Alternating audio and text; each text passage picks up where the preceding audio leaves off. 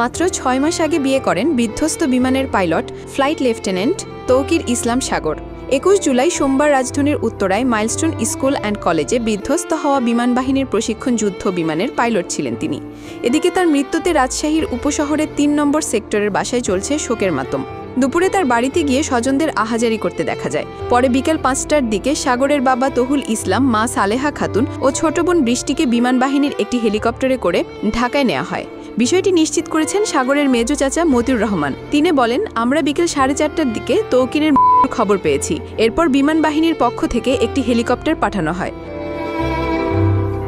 নিহত পাইলটের চাচা মতিউর রহমান জানান, সাগর ৬ মাস আগে বিয়ে করেছিলেন। সম্প্রতি তিনি রাজশাহীতেও এসেছিলেন। মরদেহ রাজশাহীতে নিয়ে আসার পর পারিবারিকভাবে সিদ্ধান্ত নেওয়া হবে তৌকিরের দাফন রাজশাহীতে হবে নাকি সোনা মসজিদে হবে, এমনটাই জানিয়েছেন নিহতের চাচা। জানা গেছে এটাই ছিল ফ্লাইট লেফটেন্যান্ট তৌকিরের প্রথম solo flight training. Solo flight training হলো একজন পাইলটের ট্রেনিংয়ের সর্বশেষ ধাপ।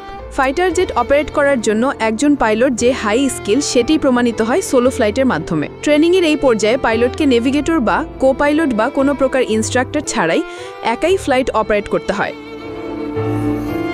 ফ্লাইট লেফটেন্যান্ট তৌকির আজ সেরকমই একটি ট্রেনিং ফ্লাইট অপারেট করছিলেন।